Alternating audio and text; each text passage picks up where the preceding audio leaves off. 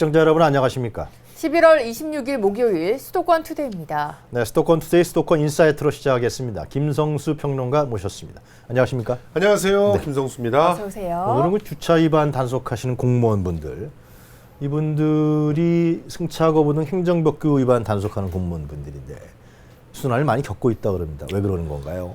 예, 일단 실태부터 한번 볼까요? 네. 그 서울시에서 주차 위반이라든가 또 택시의 승차 거부라든가 또 금연 구역에서 흡연을 하고 계시는 네. 분들, 이런 분들을 공무원들이 가서 단속을 합니다. 예. 그런데 이분들한테 욕설을 퍼붓거나 폭행을 가하거나 하는 그런 일들이 허허. 늘어나고 있다는 얘기입니다. 그 사례를 보면 단속 공무원의 서류를 갖다가 뺏어서 네. 그냥 찢어버리고 또 그 단속 공무원에게 실제로 그 폭행을 가하고 심지어 차로 치고 도망가는 그런 경우들도 있었다고 하니까 이 심각한 상태가 아닌가 어떻게 그런 생각이 일이 드는데요. 발생하나요? 참아. 그러니까 뭐 지금 주차 위반 같은 경우를 네. 그 자리에서 그 제지를 하면 예. 차를 옮겨야 되잖아요. 그렇죠. 네, 일부러 후진을 하는 거죠. 그래서 위협을 가하는 것인데 그러다가 실제로는 발등을 밟히고 지나갔던 그런 공무원의 사례들도 있었고요. 그리고 흡연 단속 같은 경우는 지금 네. 특히 이 주치 상태, 그러니까 술에 취해 있는 분들의 흡연을 단속했을 경우에는 심각한 그런 어떤 신변의 위협을 느낀다고 합니다. 이분들이 이제 분노가 조절이 잘 안 되는 상태에서 바로 그 분노를 갖다가 공무원들한테 그 쏟아내기 때문에 그런 것이죠. 그리고 네. 또 승차 거부라는 택시 사진을 찍을 경우 예. 여기에도 또 그렇게 그 강력한 그런 항의들로서 그 공무원들을 굉장히 어렵게 만드는 그런 일들이 비일비재하게 일어나고 있다고 합니다. 택시 기사가 그 승차 거부 사진을 찍으니까 당신이 뭔데 사진을 찍냐 뭐 예. 그런 사례도 있었다면서요. 그러니까요. 그러면서 내가 단속 공무원이니까 사진을 찍을 수밖에 없다라고 했더니 뭐 죽여버리겠다 뭐 이러면서 덤벼드는 그런 사례들도 있었다고 합니다. 그렇군요. 뭐 가벼운 행정법규 단속 현장에서도 이렇게 공권력의 무시가 일상화되어 있는 게 요즘의 현실이 아닐까라는 생각이 드는데요. 그렇다면 단속 공무원들 이 행태에 대해서 뭐 대응을 하고 있긴 한 건가요? 대응을 뭐 한다고 해도 지금 할 수 있는 게 제한되어 있는 것이죠. 네. 실제로 이 단속 공무원들은 뭐 수사권 같은 게 없잖아요. 네. 그렇기 때문에 뭔가 이제 문제가 생기면 네. 경찰 공무원들이 출동할 때까지 기다려야 되는 것인데 네. 그 자리에서 바로바로 이렇게 그 신고 조치를 하고 출동하기를 그 기다린다는 것이 쉽지 않은 일이지 않습니까? 네. 그리고 그 기간 동안에 그 단지 5분이 됐든 10분이 됐든 얼마든지 폭행을 당할 수 있는 상황들이 네. 벌어지는 것이고요. 요즘 이제 단속 공무원들이 보통 한 달에 10번 정도, 그리고 한 번 나갈 때 2인 1조로 되게 이제 짝을 지어서 나가고 한 번 나갈 때는 한 8시간 정도 이렇게 네. 그 단속을 하는데 네. 한 달에 보통 한 5년 전만 해도 한 달에 한두 번 폭언을 들었다고 한다면 지금은 한 달에 10번 나가는 중에서 반 이상을 폭언이나 폭행을 경험을 하게 된다라고 하니까 굉장히 심각한 그런 상황이라고 볼 수 있습니다. 뭐 주차 위반 단속 업무를 하는 공무원들은 특히나 이제 강남 일대에서 네. 강남과 참 문제가 많습니다. 지금 이 발레 파킹을 하는 사람들이 많잖아요. 네. 그렇죠. 많죠. 이걸 근데 사실 구청에서 먼저 단속을 해야 되는 것인데, 근데 이 발레 파킹을 하는 분들 중에서는 세칭 기업형으로 발레 파킹을 하는 분들이 있어요. 또 이 기업형으로 하는 분들은 대개 어깨를 끼고 하시는 분들, 그러니까 폭력배들을 끼고 하시는 분들이 많습니다. 그러면 네. 이미 우리가 시사 보도 프로그램에서 탐사 보도 프로그램에서도 봤지만 네. 단속을 하고 있으면 어디선가 정말 굉장히 험상궂은 분들이 달려와서 예. 몸으로 이 단속을 못하게끔 막는 그런 경우들이 비일비재하다 보니까 네. 이렇게 되면 뭐 단속을 해야 되는 지역은 큰데 시비가 걸리면은 시간은 많아지고 단속하기가 어려워지고, 그리고 혹시라도 시비가 붙어서 뭐 하루 이틀 쉬기라도 하면 그걸 때울 수 있는 사람을 새로 채용할 수가 없기 때문에 또 어려워지고, 그러니까 실질적으로 단속이 자꾸 실효를 잃게 되는 그런 일들로 이어지게 되는 상황이 벌어지는 것이죠. 네, 이 법 집행을 하는데 이렇게 법 집행이 되고 있지 않다. 사실상 속수무책이라고 봐야 됩니까? 그렇죠.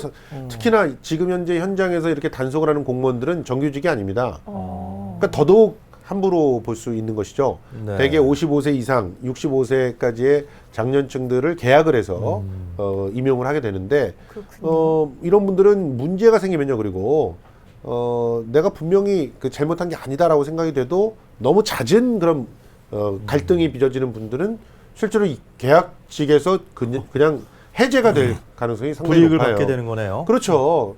누가 좋아하겠습니까? 사실은 서울시의 입장에서도 잦은 문제를 일으키는 사람들은 기피할 수밖에 없는 상황들이 벌어지고 있고, 그래 놓으니까 이제 그런 약점들을 알고 있는 사람들은 더욱더 적극적으로 어필을 해서 공무원들을 갖다 괴롭게 만드는 그런 상황들이 벌어지기도 합니다. 뭐 그렇다면 이들에게도 현장에서 대응을 할 수 있는 권한을 내줘야 하는 게 아닐까라는 생각이 드는데요. 그렇다면 어떻게 대책을 좀 마련을 해봐야 된다고 생각을 하시나요? 저는 투트랙으로 일이 진행이 돼야 된다고 봅니다. 일단 네. 하나는 단속 공무원들에게 충분한 권한을 갖다가 줄 수 있는 것들이 어떤 게 있을까 좀 검토를 해봐야 된다고 보거든요. 네. 그리고 이 경찰 공무원과 협조 하에서 함께 네. 단속을 해나가는 것도 하나의 방법이라고 볼 수가 있겠습니다. 근데 또 하나의 트랙들은 보십시오. 최근 들어서 5, 6년 사이에 왜 이렇게 힘들어졌을까요? 그만큼 세금을 이 서민들한테서 걷어가고 있지 않습니까? 네. 살기는 점점 팍팍해지고 있고 너무너무 힘들어 죽겠는데 이런 단속들까지도 강화되고 있다고 느끼고 여기서 걷어진 그런 세금들이 실제로 이 단속을 당하고 있는 사람들한테 쓰이냐? 그렇지 않단 말이에요. 예를 들어서 흡연 같은 걸 단속할 때 네. 굉장히 반발이 심한데 이분들은 그야말로 흡연할 구역들을 만들어 놓지 않고 계속 토끼 몰듯이 쫓고만 있지 않습니까? 네. 그런 상황 속에서 걸리게 되면은 거기에 대한 벌칙금까지 내야 되니까 네. 담배값은 또 천정부지로 치솟아서 여기도 세금 내고 걸려서도 세금 내고 그런데 담배를 필 곳도 없고 그럼 어디로 가라는 얘기입니까? 이거 대한민국 국민이 아닙니까 정말? 뭐 IS라도 되는 건가요? 그게 아니지 않습니까?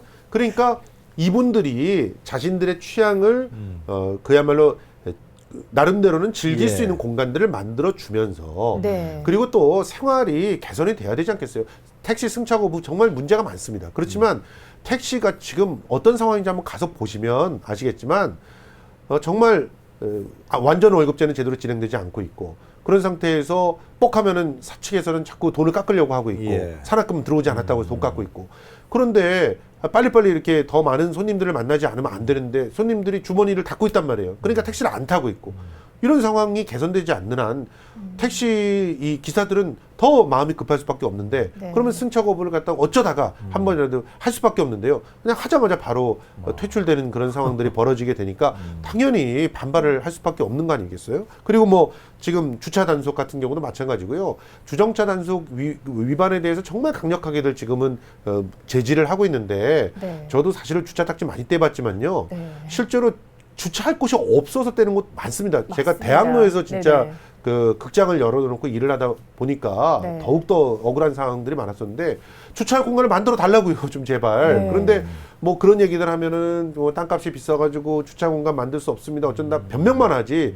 그러니까 실제로 단속과 아주 손쉬운 방법들만 너무 쉽게 취하고 있고 약자로서 단속하는 공무원들에게 모든 책임을 떠넘기고 있는 건 아닌가 네. 고민을 해봐야 될 때가 아닌가 생각을 합니다. 그분들만 상당히 불이익을 받고 있다. 뭐 그런 거네요. 그렇죠. 그러니까 실제로 약자와 약자가 싸우고 있는 거예요.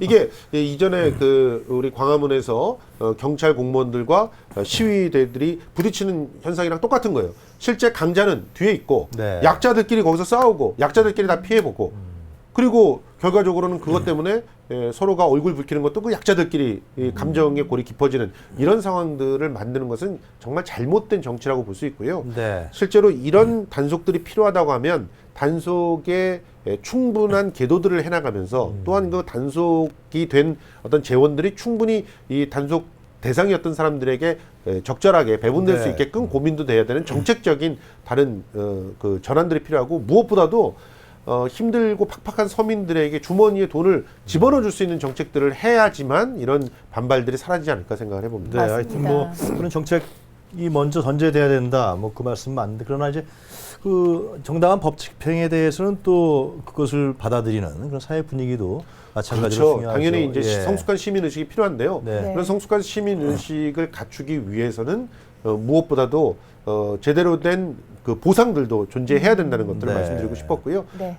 이런 부분들을 위해서 지금 단속 공무원들을 좀 더 책임질 수 있는 사람들로 교체하고 그래서 뭐 지금처럼 계약직이라서 약점을 잡힌다거나 하지 않도록 그리고 또 그런 분들에게 실질적인 힘을 줄 수 있도록 대책들이 좀 마련이 돼야 될 필요가 있습니다. 맞습니다. 뭐 제도적인 정비가 필요하겠지만 이 제도적인 정비가 시민의 입장에서 좀 시민을 위한 그런 좀 실효성 있는 방안이 검토가 되기를 바란다는 마음으로 좀 정리를 해보고요. 주제를 바꿔보도록 하겠습니다. 이번에는 인천 얘기를 해보려고 합니다. 인천에 큰 돈이 투입되는 테마파크들 굉장히 여러 곳이 추진 중이라고 하네요. 예, 그렇습니다. 저는 이 그래픽을 보면서 한번 설명을 드리고 싶은데요. 네. 정말 눈으로 보시면 깜짝 놀라실 겁니다. 네. 자, 일단 지난 10월 말 현재 끊어서 네. 네. 인천 지역에 예. 한번 테마파크 어떻게 준비되고 있는지를 그 조사를 해봤습니다. 오. 연수구 동춘동에 지금 50만 그 평이죠. 미래형 도심 체류형 그 개발 콘셉트로 지금 테마파크가 조성되고 있고요. 네. 그리고 중구 중산동에도 이 엄청난 규모 아닙니까? 네. 3,315만 그 제곱미터죠. 네. 종합관광 레저 허브로서 지금 준비되고 있고 네. 중구 운북동에도 지금 테마파크가 준비되고 있고요. 여기는 카지노가 들어가 있습니다. 그리고 중구 운서동, 또 서구 경서동, 또 서구 원창동, 연수구 송도동 이래가지고 인천 지역 내에만 해도 지금 현재 준비된 게 7군데의 그 대형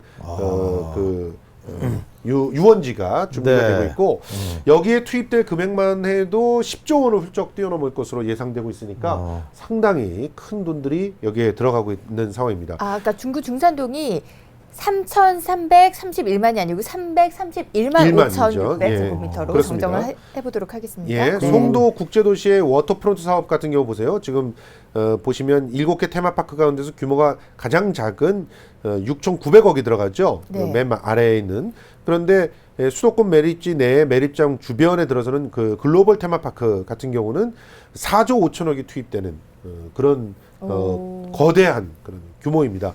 규모가 지금 600만 제곱미터까지 이제 다양하니까 네. 이런 상황들에서는 실제로 테마파크의 어떤 천국이 될 가능성이 있다 이렇게 얘기를 할 수 있는데요. 사업들이 또 언제 착수가 되고 어떻게 진행될지 다 미지수입니다. 그러니까 기본 골격들은 거창하지만 예. 실제로 진행되기까지는 여러 가지 또 난관들이 있어요. 그래 보이네요. 그러니까 이런 것들 때문에 문제들이 지금 심각한 상황입니다. 네. 말씀을 들어보니까 참 인천 지역에 이렇게 테마파크들이 많이 들어서는지 그런 계획이 있는지 참 몰랐어요. 구체적인 그 컨셉이나 청사진 잡혀 있는 건가요? 아니면 좀 일단 계획을 세워놓은 거예요?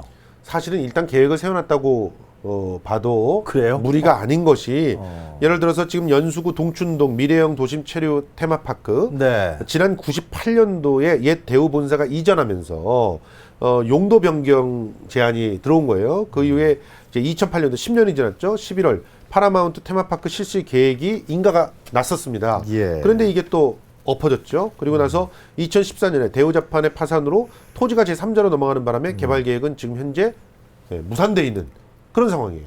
그러니까 1998년부터 꾸준히 추진을 했지만 2015년 지금까지도 언제 진행되는지 모르는 그런 상황이라는 거죠. 그러면 이게 정말 제대로 된 계획인가 의문을 던질 수밖에 없는 것이고 뭐 지금 7개 테마파크 중에서 사업이 제대로 굴러가는 것 뭐 어떤 전문가는 1개다 또 어떤 전문가는 2개다 이렇게 얘기를 하고 있거든요. 네. 그만큼 뭐 전반적으로 계획만 요란했지 실제로 진행되고 있는 사업은 없다 이렇게 볼 수가 있겠습니다. 그렇군요. 참 뭐. 희한한 일이 발생하고 있네요. 네, 예. 뭐 최근에 지방자치단체들이 앞다퉈서 이 테마파크 조성 계획이 달려들고 있는데 그 가운데 가장 적극적인 곳이 저희가 지금 이야기를 나누고 있는 인천입니다. 예. 인천이 이렇게 테마파크에 적극적인 이유가 있을까요?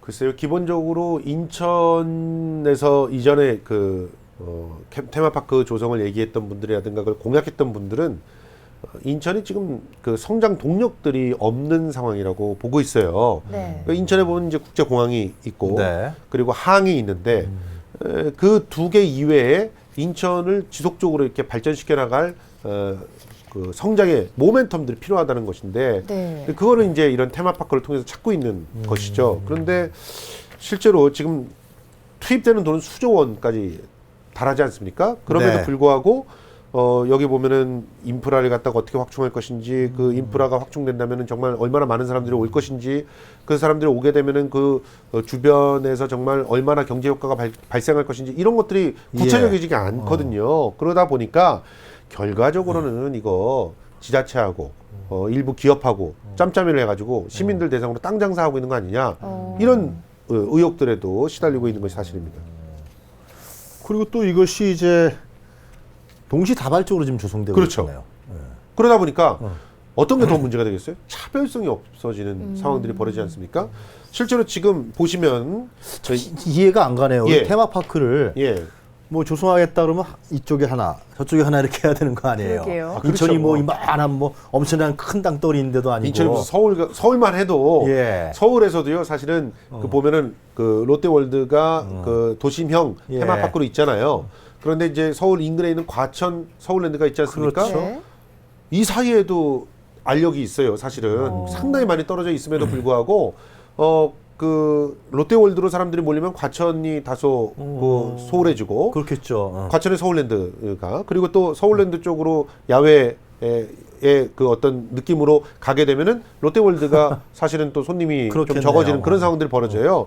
그런 상태에서 저 위에 이제 그 장흥 쪽에 그 작은 규모의 테마파크가 하나 있지 않습니까? 지금 뭐 디랜드라고 있는데 예. 그 지금 이제 탤런트 임채문 씨가 그 사장으로 있거든요. 연일 적자예요. 그러니까 지금 그 서울 인근만 해도 일정한 규모의 테마파크들이 제법 있거든요. 네. 제법 있는데 거기를 다 이렇게 뭐 용인 에버랜드 같은 경우 보세요. 어마어마하지 않습니까? 그렇죠. 그러면 그 다 이제 남쪽에 몰려 있다는 그런 안타까움이 있지만 이런 그 곳들이 서로가 경쟁을 하면서 지금 일정한 포화 상태에 도달해 있다라고 하는 것들이 나와 있는 상태에서 인천에 이렇게 7개나 글쎄 지어진다면 어떻게 차별화를 해가지고 서로가 다른 만족도를 갖다가 갖춰 나가면서 실제로 많은 사람들을 끌어들이겠습니까? 그러니까 이런 부분들이 참 문제가 되는 것이고, 그러다 보니까 여기에 어떤 얘기들이 나오냐면 이제 그 카지노 같은 걸 들어오게끔 하겠다, 이런 얘기들. 인천시에서 지금 그러는 거예요. 뭐 인천시하고 같이 얘기를 하고 있는 것이죠. 또 기본적으로 이제 리조트라고 얘기하는 데는 그 옆에 항상 뭐가 들어오냐면 골프장 얘기가 나오는 거거든요. 그럼 뭐 여기 결과적으로는 골프 리조트 얘기를 짓는데 테마파크라는 형식으로 하면서 교묘하게 서울 저 인천시의 재원을 갖다 쓰겠다는 얘기 아니에요? 네. 이런 식으로 얘기를 하고 있다거나, 지금 뭐 해양 관광 레저 뭐 이런 거 얘기를 하고 있지만, 해양 관광 레저라고 하는 것도 수요라고 하는 것이 뭐 인천 내에서 한 곳에 이렇게 쏠리게 되면은 다른 예. 곳들이 다 죽을 수밖에 없는 상황들이 있기 때문에, 만약에 송도동에 있는 이 정말 그 600만 그 제곱미터의 여기 그 테마파크가 네. 해양 관광 레저로 확실하게 자리매김하면 그 주변에 있는 그 소규모의 그 해양 그 레포츠를 즐기는 그런 시설들과 업체들은 다 죽을 수밖에 없는 그런 상황들이라고 볼 수가 있습니다. 그렇군요. 참. 뭐 그렇다면 이 테마파크 부지 헐값에 내주면 어쩌나 하는 우려도 있거든요. 이 그렇죠. 부분을 좀 짚어주실까요? 예, 기본적으로 이 그 여러 가지 우려들이 있는데, 네. 지금 보면은 지금 테마파크를 지속적으로 이제 개발을 해서 일정 정도의 수익을 낼 수 있는 모델로 정착을 시킨다면, 네. 그나마 인천시에서는 그 땅을 갖다 개발을 해서 다른 그런 그 기업들한테 이렇게 넘기게 되고, 그 땅의 지분을 갖고 있으면 그 테마파크가 돌아가면서 수익들이 나오게 되잖아요. 네네. 그러면은 이제 인천시의 재정에는 도움이 될 수가 있는 그런 부분인데, 그런데 문제는 이렇게 같이 준비를 하다가 계속적으로 사업이 엎어진다거나 해서 돈이 잠겨 있는 상태가 된다면 그것이 네. 고스란히 인천의 재정 부담으로 다가올 수밖에 없는 것이고, 네. 그리고 또 이제 부지를 막 이렇게 개발을 갖다 열심히 할 수 있게끔 하기 위해서 그러면 헐값에 막 기업한테 넘겨버린다거나, 네, 그런 그리고 또 네. 특혜를 부여한다거나 이렇게 되게 되면 인천시에는 또 엄청난 도구로 나중에 자리매김하지 않겠습니까? 네. 인천시가 가처분할 수 있는 그런 토지라든가 이런 것들은 제한적인 텐데, 이런 것들 또 개발이 잘 안 된다고 해가지고 대기업에 특혜를 줬다가는 그 부메랑이 고스란히 인천시로 돌아올 것이라는 것이죠. 그리고 기본적으로 어느 한 곳이 그 굉장히 그 잘 융성하게 되고 나머지 곳들이 다 망한다라고 네. 하는 상황들도 뭐 어쩔 수 없이 그런 식으로 유도할 수밖에 없다라고 주장하는 전문가들도 있지만, 그런 일들이 있을 때 또 인천에 부담이 되거든요. 그 망한 그런 그 사업체들 땅값 뭐 그 경기 그 주변에 있는 사람들의 피해 이런 것들을 갖다가 다 인천시가 안아야 되는 그런 상황이 벌어진단 말이에요. 그러니까 이런 모든 것들이 네. 결과적으로는 그야말로 시한폭탄을 안고 있는 네. 그런 상황이 아니겠느냐 그 많은 전문가들이 지적을 하고 있는 상황이 그런 상황에서 지적을 하시는 겁니다. 지금 인천시가 그 인천 아시안 게임 그 유치 때문에 실제로 많은 적자를 봤잖아요. 그렇죠. 그 경기장이라든가 부대 시설 하면서 그 적자 폭이 간단치 않을 텐데요. 예. 지금 말씀 들어보니까 또 테마파크까지 이렇게 부지 조성을 하는데 많은 돈이 들어가지 않았겠습니까? 예. 이런 부분도 인천시 재정에도 상당히 그 악순환으로 계속해서 네. 다가올 것 같아요. 그러니까 이 테마파크 한다는 것이 득보다 실이 더 크다. 이렇게 우리가 결론 내릴 수밖에 없는 겁니까? 어떻게 보십니까? 실제로 제대로 된 테마파크가 들어서게 네. 되면 지역 경제도 활성화시키고 또 시의 재정에도 많은 도움이 될 것입니다. 네. 그래서 테마파크라고 하는 발상 자체가 다 나쁘다라고 말할 수는 없겠죠. 네. 근데 문제는 인천에 어울리는 테마파크가 무엇인지를 고민하기도 전에 먼저 땅부터 파헤치려고 하는 그런 생각들이 문제라는 것입니다.